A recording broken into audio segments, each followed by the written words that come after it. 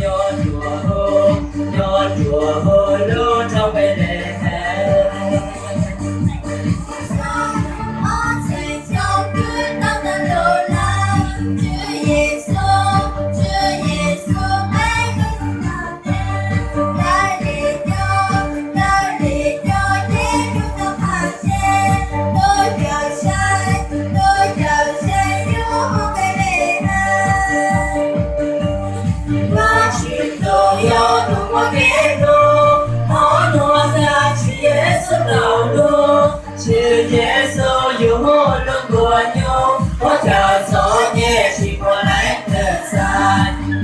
đùa về đùa có trai nhô số chữ Giêsu lớn đủ nhô cười nữ tao lùi cho bên sủa tu biết xa uống cao của số chữ Giêsu có chữ đồ yo đùa kế lô có luôn ta chữ Giêsu tạo lô chữ Giêsu dù hô lúc mùa nhô có trời gió nhẹ chỉ mùa lạnh thở dài đùa về đùa có trai nhô số chữ Giêsu lớn đủ nhô cười nữ tao lùi cho bên sủa tu biết xa uống cao của số chữ Giêsu. Hallelujah, hallelujah, hallelujah có chữ Giêsu.